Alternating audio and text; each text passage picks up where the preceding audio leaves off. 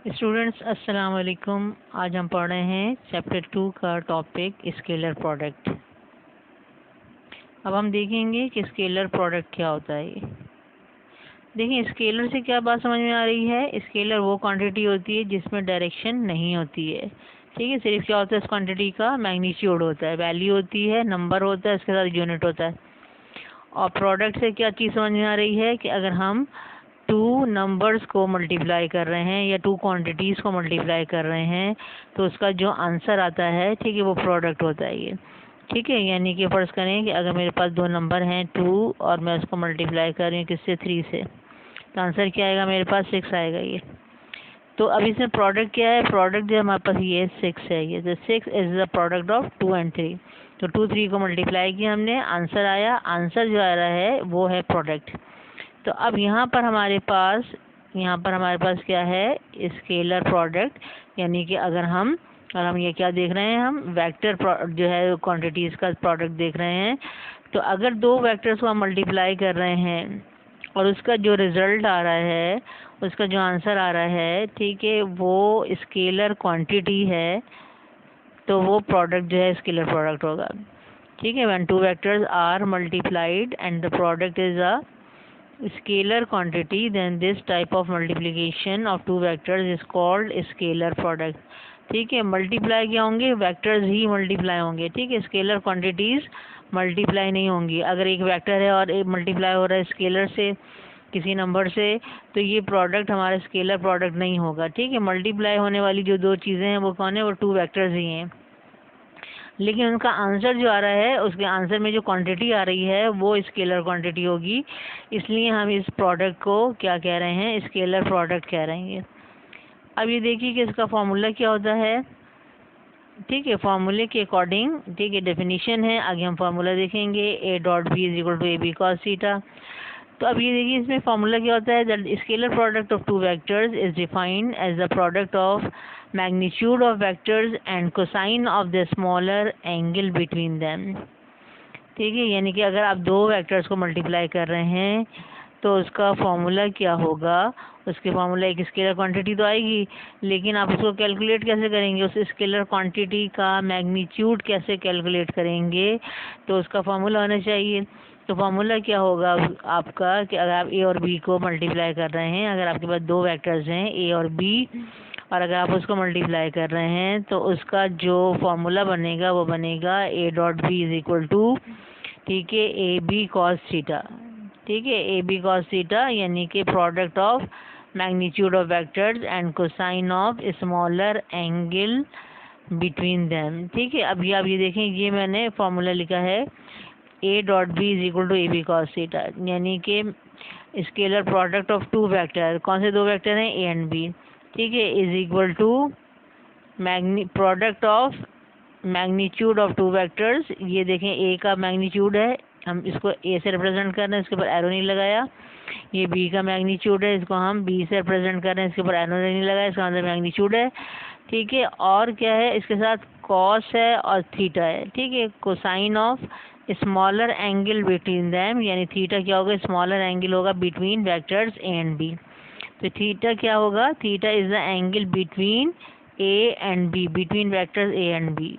तो यहाँ पर अब ये देखिए कि क्या डेफिनेशन बन रही है, scalar product of two vector is the product of magnitude of two vectors and cosine of smaller angle between them.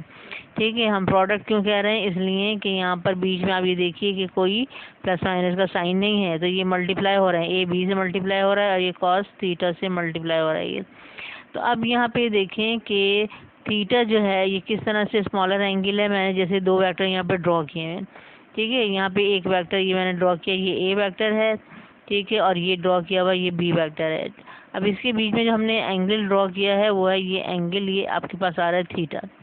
तो ये थीटा जो है स्मॉलर एंगल है। ठीक है, और दूसरा एंगल क्या हो सकता है बिटवीन ए एंड बी, ठीक है, वो हो सकता है कि अगर आप इसको इस तरह से ये मेजर करें, ये भी एक एंगल है बिटवीन ए एंड बी, लेकिन ये होगा, ये लार्जर एंगल होगा ये।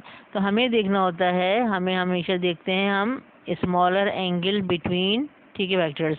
तो ये है हमारे पास ए बी कॉस थीटा, यानी product of magnitude of two vectors and cosine of smaller angle between A and B. अब इसकी फिजिकल सिग्निफिकेंस क्या है, हम कॉस थीटा क्यों ले रहे हैं? तो इसकी फिजिकल सिग्निफिकेंस ये है कि अगर आप ये देखें कि बी कॉस थीटा क्या है और हम इसको किससे रिप्रेजेंट करेंगे, तो बी कॉस थीटा जो है, ठीक है, उसको हम कहते हैं कि वो किसके इक्वल है, या इसको हम उसको सिंबल क्या देते हैं, उसको हम देते हैं बी ए। ये बी कॉस थीटा क्या है, बी ए है ये। अब बी ए क्या होता है, बी ए होता है P is the projection of vector B on to vector A. Projection का मतलब क्या होता है, शेडो, ठीक है। यानी कि अगर आपके पास टू वेक्टर्स हैं ए एंड बी, ठीक है, और आप जो है, ठीक है, इस पे फर्ज करें आप इसमें क्या कर रहे हैं, इसके ऊपर बी जो वेक्टर है, ठीक है, ए वेक्टर जो है आपके अलॉन्ग है एक्स एक्सिस है, बी वेक्टर आपका इस डायरेक्शन में है, ठीक है, ये आपका बी वेक्टर है। तो अगर आप जो है बी वेक्टर के ऊपर फर्ज करें इस तरह से लाइट डाल रहे हैं, ठीक है, ये बी वेक्टर के ऊपर लाइट, तो बी वेक्टर का जो शेडो है, ठीक है, वो ए वेक्टर पर कहाँ से कहाँ तक बनेगा, ठीक है, वो यहाँ से, ठीक है, यहाँ तक वेक्टर का शेडो बन जाएगा ये, ठीक है। यानी ये आपका शेडो आ जाएगा। जैसे आप कोई चीज़ रखते हैं, ऊपर से सनलाइट आती है तो क्या बनता है, एक ज़मीन पर शेडो बनता है, ठीक है। तो लाइट किस डायरेक्शन में आ रही है, कैसे आ रही है, वो चीज़ कैसे रखी है, उसके हिसाब से शेडो बनता है। तो यहाँ पे अगर लाइट ऊपर से आ रही है और यहाँ पे कोई चीज़ है, ये वेक्टर बी है, उसका शेडो ए पे कैसे बनेगा, उसका शेडो यहाँ से यहाँ तक ये बन जाएगा ये। तो ये जो है हमारा ये शेडो जो है होता है, ये होता है, ठीक है, इसको हम रिप्रेजेंट करते हैं बी ए से, यानी projection of B on to A, projection is shadow. अब यहाँ पर आप ये देखें कि हम जो है अगर B के कंपोनेंट्स बनाएं तो क्या होगा। अगर हम B के कंपोनेंट्स बनाएंगे तो आप ये देखेंगे, आप B के हेड से एक परपेंडिकुलर ड्रॉ करेंगे, ठीक है, और वो कहाँ तक ड्रॉ करेंगे, जहाँ पर इसकी टेल है, ठीक है, B की टेल है, वहाँ से जो अगर आप एक हॉरिजॉन्टल लाइन ड्रॉ करते हैं, ठीक है, यहाँ तक हम ड्रॉ करेंगे। तो अब ये देखिए जो दो कंपोनेंट बनेंगे B के, ये B के दो कंपोनेंट बन गए ये, ठीक है। तो ये वाला जो होगा आपका, ठीक है, ये जो आपका हॉरिजॉन्टल कंपोनेंट है, ठीक है, ये आपका जो होगा, ये होगा आपका बी एक्स कॉम्पोनेंट, ठीक है, ये होगा बी एक्स कॉम्पोनेंट, ठीक है, और ये होगा आपका बी वाई कॉम्पोनेंट, ठीक है। ये आपका परपेंडिकुलर वाला जो है, ठीक है, वाई कॉम्पोनेंट है बी वाई, और हॉरिजॉन्टल जो है आपका क्या है, यानी बेस साइड आपका बी एक्स है और परपेंडिकुलर साइड आपका बी वाई है। तो ये दो कॉम्पोनेंट जो है हमारे पास, ठीक है, बन गई। तो अब ये देखिए कि एक्स कॉम्पोनेंट भी हमेशा उतना ही होगा जितना इसका प्रोजेक्शन होगा ये। तो यहाँ पर हमारे पास, ठीक है, हम इसको बी कॉस थीटा जो होता है, ठीक है, वो क्या होता है, वो होता है X component of vector B, और इसके साथ क्या होता है, वो प्रोजेक्शन भी होता है of vector B on to A, ठीक है। तो हम बी कॉस थीटा को, ठीक है, हम किससे रिप्रेजेंट कर रहे हैं, अब हम इससे रिप्रेजेंट करेंगे बी ए से, ये है projection of vector B on to vector A. तो इस लिहाज से अब हमारी डेफिनेशन थे कि थोड़ी सी चेंज हो जाएगी। ये फिजिकल सिग्निफिकेंस है, ठीक है, स्केलर प्रोडक्ट की, कि बी ए क्या चीज़ है, बी ए जो है वो प्रोजेक्शन है ये। अब इसमें देखें कि अगर हम बी कॉस थीटा की जगह बी ए लिख दें तो फार्मूला क्या बन जाएगा, डॉट प्रोडक्ट का A dot B is equal to A B A, ठीक है। ए क्या है ये, ठीक है, ए इस वेक्टर का मैग्नीट्यूड है, फर्स्ट वेक्टर का मैग्नीट्यूड, ठीक है, और बी ए किसकी जगह लिखा है हमने, बी कॉस थीटा की जगह लिखा है। तो बी ए क्या है, प्रोजेक्शन ऑफ वेक्टर बी, ठीक है, ऑन टू वेक्टर ए, ठीक है, ये हमारे पास होता है ये। तो यहाँ पर आप ये देखें कि इसकी डेफिनेशन बन रही है according to this formula, the scalar product is the product of magnitude of first vector and projection of second vector on to first vector, ठीक है। इस तरह से इसकी डेफिनेशन बनती है, ये होती है प्रोजेक्शन डेफिनेशन। यानी इसकी स्केलर प्रोडक्ट की तीन डेफिनेशन है। पहले में हमने क्या देखा था कि when two vectors are multiplied and the product is a scalar quantity, then this type of multiplication is a scalar product. दूसरी डेफिनेशन क्या होती है, according to A dot B is equal to A B cos theta, के scalar product of two vectors is equal to product of magnitude of two vectors and cosine of smaller angle between them. Third definition होती है according to projection, के scalar product, ठीक है, of two vector is the product of magnitude of first vector and the projection of second vector on to first vector. तो ये तीन definition होती हैं, और जब डिफाइन करने के लिए क्वेश्चन आता है तो हम इसकी तीनों डेफिनेशन लिखते हैं विद डायग्राम, ठीक है, और इसके साथ फिर हम एक एग्जाम्पल भी दे देते हैं। अब ये देखिए कि एग्जाम्पल हमारे पास क्या आएगी, एग्जाम्पल हमारे पास है अब ये देखिए कि अगर मैंने जो है यहाँ पे ये देखें कि अगर मैंने इसका ऑर्डर चेंज किया है कि तो बी डॉट ए, तो बी डॉट ए जो है ठीक है यहाँ पर अब आप किस तरह से लिखेंगे अकॉर्डिंग टू प्रोजेक्शन डेफिनेशन। तो प्रोजेक्शन डेफिनेशन हमने क्या कहा था कि scalar product of two vectors is equal to magnitude of first vector, ठीक है, product of magnitude of first vector. तो पहले आपको ये जो लिखना है वो क्या लिखना होता है, ये पहले वेक्टर का मैग्नीट्यूड लिखना होता है। पहला वेक्टर अब यहाँ पे ए नहीं है बी है, ठीक है। तो अब आप क्या लिख रहे हैं यहाँ पर, ठीक है, यहाँ पर अब आपको लिखना है मैग्नीट्यूड ऑफ फर्स्ट वेक्टर, यानी अब आप बी लिखेंगे, ठीक है, ए नहीं लिखेंगे। उसके बाद आपको क्या लिखना होता है, ठीक है, projection of second vector on to first vector. अब सेकंड वेक्टर यहाँ पे ए है, तो यहाँ पे प्रोजेक्शन किसका होगा, projection of A on to B, यानी projection of second vector on to first vector, ठीक है। इस तरह से हमें फॉर्मूला बनाना होता है जब भी हमारे पास प्रोजेक्शन की डेफिनेशन आती है। तो ये हमारे पास बन गया फॉर्मूला, बी डॉट ए का फॉर्मूला बन गया बी ए बी। अब ए बी क्या चीज़ है, ठीक है, ए बी जो है हमारे पास ये है projection of vector A on to B, और ए बी जो है वो ए का एक्स कंपोनेंट भी है, जिसे हम कह सकते हैं कि ये ए कॉस थीटा है। इसके लिए डायग्राम क्या होगी, इसके लिए हमने क्या किया कि बी को हमने बना लिया अकॉर्डिंग, समझ लें कि अलॉन्ग एक्स एक्सिस बना लिया, ठीक है, और ए वेक्टर को हमने बना लिया, ठीक है, इस डायरेक्शन में। और फिर अब हम इसका क्या कर रहे हैं, प्रोजेक्शन, यानी कि अगर हम इसका एक्स कंपोनेंट देखें तो एक्स कंपोनेंट के लिए हमने इसका परपेंडिकुलर ड्रॉ किया, तो ये इसका यहाँ से लेके यहाँ तक ये इसका एक्स कंपोनेंट होगा, और एक्स कंपोनेंट के होने के साथ ये प्रोजेक्शन भी होगा, क्योंकि अगर यहाँ से लाइट इंसिडेंट की जा रही है, यहाँ से ऊपर लाइट डालें, तो ए का जो बी वेक्टर पर शेडो होगा वो यहाँ से लेके यहाँ तक होगा ये, तो इसका प्रोजेक्शन भी, ठीक है, इसी तरह से आएगा जैसे हमने बी का ए पे निकाला था ये। तो ये होगा हमारा प्रोजेक्शन ऑफ, ठीक है, projection of vector A on to B, जिसको हम ए बी से रिप्रेजेंट कर रहे हैं, और ए बी जो है ए कॉस थीटा के इक्वल है, और थीटा क्या है, angle between A and B. तो ए बी है हमारा projection of A on to B, और बी डॉट ए किसके इक्वल आ गया, बी ए बी के इक्वल आया है ये। यहाँ पर अब हम एग्जाम्पल देख रहे हैं स्केलर प्रोडक्ट की, जो कि सबसे कॉमन एग्जाम्पल है वर्क। तो वर्क जो होता है हमारे पास स्केलर क्वांटिटी होती है, लेकिन ये किसका प्रोडक्ट होता है, ये फोर्स और डिस्प्लेसमेंट का प्रोडक्ट होता है, और फोर्स भी वेक्टर क्वांटिटी है और डिस्प्लेसमेंट भी वेक्टर क्वांटिटी है। तो अगर ये फोर्स वेक्टर है और डिस्प्लेसमेंट वेक्टर है, और इन दोनों को हम मल्टीप्लाई करके हमारे पास वर्क आ रहा है, और वर्क स्केलर क्वांटिटी है, तो ये हम लाजमी क्या होगा, ये स्केलर प्रोडक्ट होगा। जब भी दो वेक्टर्स को मल्टीप्लाई करें और रिजल्ट में स्केलर आए, स्केलर क्वांटिटी आए, तो वो प्रोडक्ट क्या होता है, वो होता है हमारे पास, ठीक है, स्केलर प्रोडक्ट। अब ये भी देख लें आप कि यहाँ पर हम जो है, आप देखें यहाँ पे डॉट लगाते हैं, ठीक है, यहाँ पे हमेशा जब आप स्केलर प्रोडक्ट का फॉर्मूला लिखेंगे A dot B, B dot A, ठीक है, हमेशा आप क्या लगाएंगे, डॉट लगाएंगे। इससे पहले पीछे भी देखें आपने यहाँ पे क्या लगाया, आपने डॉट लगाया। तो हमेशा हमें क्या लगाना है, ठीक है, डॉट लगाना है, ठीक है। जब आप डॉट लगाएंगे, ठीक है, तो ये जो है प्रूव हो जाएगा कि ये स्केलर प्रोडक्ट है। हम यहाँ पर मल्टीप्लिकेशन जो है उसको क्रॉस से शो नहीं कर सकते, ठीक है, यहाँ पे हमें क्रॉस नहीं लगाना है। अब यहाँ पे क्योंकि डॉट यूज़ होता है, इसलिए हम स्केलर प्रोडक्ट को क्या कहते हैं, डॉट प्रोडक्ट भी कहते हैं। तो चाहे तो हम इसको स्केलर प्रोडक्ट कह लें, और चाहे हम इसको डॉट प्रोडक्ट कह लेंगे। अब इसकी एग्जाम्पल क्या है, वर्क है। Work is the dot product of force and displacement. Force is vector quantity, ठीक है, ये मैंने देखें इसके ऊपर एरो लगाया।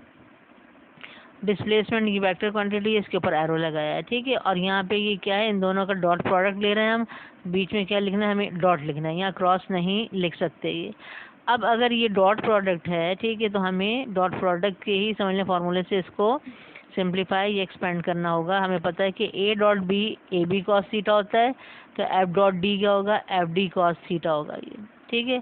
तो वर्क हमेशा जब कैलकुलेट करते हैं तो इसी फॉर्मूले से कैलकुलेट करते हैं, एफ डी कॉस थीटा, ठीक है। एफ क्या होगा, ये होगा फोर्स का मैग्नीट्यूड, यानी फोर्स की वैल्यू होगी। डी क्या होगा, डिस्प्लेसमेंट होगा, जितना बॉडी डिस्टेंस कवर कर रही है। और थीटा क्या होगा, थीटा होगा angle between force and displacement, ठीक है। तो जब भी थीटा आएगा फॉर्मूले में, वो किसका एंगल होगा, उन्हीं का एंगल होगा जो दो क्वांटिटीज उस फॉर्मूले में आ रही हैं।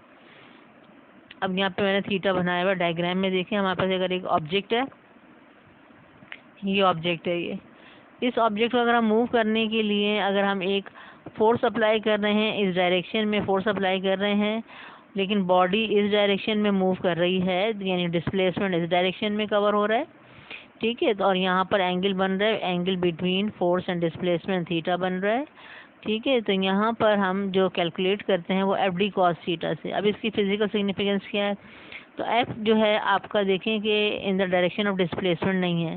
तो एफ के अगर हम कंपोनेंट्स बनाएंगे, परपेंडिकुलर ड्रॉ करेंगे यहाँ पर, ठीक है, तो आपका ये जो होगा ये आपका एक्स कंपोनेंट आएगा, और ये जो होगा आपका, ठीक है, ये आपका क्या आएगा, ये आपका वाई कंपोनेंट आएगा। तो आपका जो आप ये देखें कि एक्स कंपोनेंट जो होता है उसको हमेशा कॉस थीटा से लिखते हैं। ये जो होगा आपका जो है एक्स कंपोनेंट, ठीक है, ये होगा आपका एफ कॉस थीटा, और जो वाई कंपोनेंट है, ठीक है, वो ये वाला है, ठीक है, ये आपका क्या है, एफ आई है ये।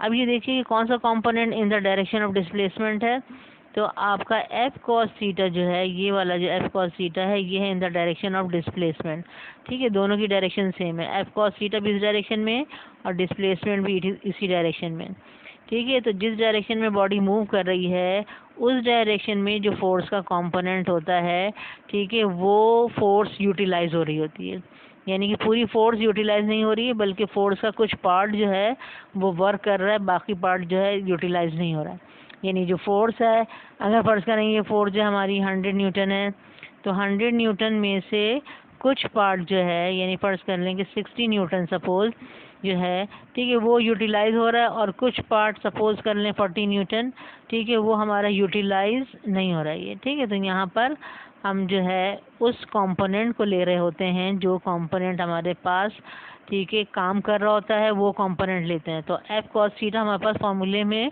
क्यों आता है, इसलिए कि एफ कॉस थीटा ही वर्क कर रहा होता है, वो होता है in the direction of displacement. और जहाँ जिस फॉर्मूले में कॉस थीटा आता है उसको फिर हम किस फॉर्म में लिख सकते हैं, डॉट प्रोडक्ट की फॉर्म में लिखते हैं।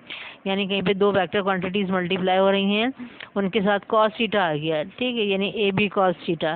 तो आप ए बी कॉस थीटा को, ठीक है, डॉट प्रोडक्ट बना सकते हैं, यानी ए डॉट बी हम उसको लिख सकते हैं, ठीक है। क्यों, क्योंकि हमें पता है कि इसका प्रोडक्ट जो है वो क्या होगा, स्केलर क्वांटिटी होगी, ठीक है, इसलिए हम इसको कन्वर्ट कर लेंगे किस में, और इसका आंसर क्योंकि फॉर्मूले में क्या आ रहा है, कॉस थीटा, तो हम इसको, ठीक है, डॉट प्रोडक्ट में लिख सकते हैं, ठीक है। और अगर हम दो क्वांटिटीज़ का डॉट प्रोडक्ट ले रहे हैं, ठीक है, तो फिर उसका जो आंसर आएगा, फर्स्ट करें इसको हमने फोर्स की वैल्यू दी हुई है, डिस्प्लेसमेंट की वैल्यू दी हुई है, और थीटा की वैल्यू दी हुई है, तो आप अब इन तीनों की वैल्यू पुट करके मल्टीप्लाई कर लेंगे तो आपके पास एक आंसर आ जाएगा।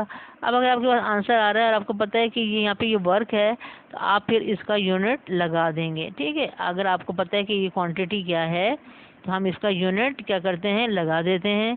और अगर कोई ऐसे सिंपल वेक्टर दिए हुए ए और बी और उसका कोई आपको यूनिट नहीं पता, क्वांटिटी नहीं पता, तो फिर हम उसका यूनिट नहीं लगाते हैं, हम उसका सिर्फ नंबर जो है, ठीक है, लिख देते हैं, उसका आंसर लिखते हैं। तो वर्क जो है आपके पास स्केलर क्वांटिटी है, तो यहाँ पर इसका सिर्फ एक मैग्नीट्यूड आएगा, एक यूनिट, एक वैल्यू आएगी, और इसकी कोई डायरेक्शन नहीं होगी। हम ये नहीं बताएंगे कि वर्क जो है, ठीक है, उसकी ये डायरेक्शन है। तो वर्क जो है हमारे पास एक स्केलर क्वांटिटी है ये। इसी तरह से हमारे पास एक पावर होती है, ठीक है, पावर भी हमारे पास स्केलर क्वांटिटी होती है, और ये होता है हमारे पास डॉट प्रोडक्ट ऑफ, ठीक है, फोर्स एंड वेलोसिटी। यानी फोर्स, अब देखें स्केलर वो वेक्टर क्वांटिटी है, वेलोसिटी भी वेक्टर क्वांटिटी है, इनका जब आप डॉट प्रोडक्ट लेते हैं तो आपके पास पावर आता है। तो फार्मूला इसका क्या बन जाएगा, देखिए फार्मूला बन जाएगा हमारे पास एफ पी, ठीक है, एफ पी कॉस थीटा, ये हमारे पास फार्मूला बन जाएगा। तो इसी तरह से जब भी दो वेक्टर्स का आप जो डॉट प्रोडक्ट ले रहे हैं उसको आप जब फार्मूले में कन्वर्ट करेंगे, उसके साथ क्या लगा देंगे, कॉस थीटा लगा देंगे। और कॉस थीटा से पहले जो एफ वी आएगा, वो एफ वी किसको रिप्रेजेंट कर रहा है, ठीक है, वो उनके वेक्टर्स के मैग्नीट्यूड को रिप्रेजेंट कर रहा है। F is the magnitude of force and V is the magnitude of velocity. अब यहाँ पर हम देख लेते हैं एक प्रॉपर्टीज ऑफ स्केलर प्रोडक्ट, ठीक है, इसमें से एक प्रॉपर्टी हम देखेंगे, ये है इसका कम्यूटेटिव लॉ। कम्यूटेटिव लॉ भी अभी देखे हमने वेक्टर एडिशन में देखा था, तो एडिशन का था, ये आपका है मल्टीप्लिकेशन का। एडिशन में हमने क्या देखा था कि अगर हम 2 + 3 करें या हम 3 + 2 करें तो आंसर हमारा एक ही आता है ये। ठीक है। या हमने वेक्टर में देखा था अगर हम a प्लस बी करें या हम b प्लस a करें यानी ऑर्डर चेंज कर दें तो रिजल्टेंट वेक्टर हमारा सेम रहता है, आंसर हमारा एक ही आता है। इसी तरह से स्केलर प्रोडक्ट में क्योंकि प्रोडक्ट है तो अब ज़ाहिर बात है हमें इसको मल्टीप्लाई करना है, बीच में मल्टीप्लिकेशन होगी। ठीक है, मल्टीप्लिकेशन है, डॉट का साइन आया हुआ है और ये क्योंकि स्केलर प्रोडक्ट की प्रॉपर्टी है इसलिए हमें डॉट ही लगाना है, हम क्रॉस नहीं लगा सकते। तो यहाँ पे ये देखिए अगर हम दो वेक्टर्स को मल्टीप्लाई कर रहे हैं और स्केलर प्रोडक्ट है, अगर हम उनको ऑर्डर चेंज कर देंगे तो उसका आंसर पे कोई इफेक्ट नहीं पड़ेगा। यानी अगर a डॉट बी करेंगे, ठीक है, उसका जो आंसर आएगा, और अगर हम b डॉट a करेंगे तो उसका जो आंसर आएगा, तो वो दोनों आंसर क्या होंगे, सेम होंगे। ठीक है, अब इसको हम प्रूव कर लेते हैं। प्रूव कैसे करेंगे, हमने फर्स्ट करेंगे ये वाली साइड ली, left hand side a dot B. तो a डॉट बी किसके इक्वल है, ठीक है, अकॉर्डिंग टू प्रोजेक्शन डेफिनेशन, ठीक है, ये होता है हमेशा, ठीक है, मैग्नीट्यूड ऑफ फर्स्ट वेक्टर, ये मैग्नीट्यूड ऑफ फर्स्ट वेक्टर और ये projection of second vector on to first vector. इस तरह से हमने इसको, ठीक है, फॉर्मूला इसका हमने बना दिया, a dot B is equal to A B is the projection of vector b on to vector a। अब बी ए क्या था, ये आपके पास हमने देखा था, ये एक्स कंपोनेंट था बी वेक्टर का, तो ये बी कॉस थीटा हो गया। तो ए डॉट बी किसके इक्वल आ गया, ए बी कॉस थीटा। दूसरी साइड अगर हम देखें बी डॉट ए, तो बी डॉट ए जो है वो हमारे पास है बी ए बी। ठीक है, अब यहाँ पे पहला वेक्टर बी है और दूसरा वेक्टर ए है, तो हमें डेफिनेशन के अकॉर्डिंग क्या लिखना पड़ता है, product of magnitude of first vector. यहाँ पे अब देखें फर्स्ट वेक्टर बी है तो यहाँ पे बी का मैग्नीट्यूड आएगा और यहाँ पे आएगा, ठीक है, प्रोजेक्शन ऑफ सेकंड वेक्टर यहाँ पर ए है तो यहाँ पे ए आएगा, तो projection of second vector on to first vector यानी ए बी आएगा यहाँ पे।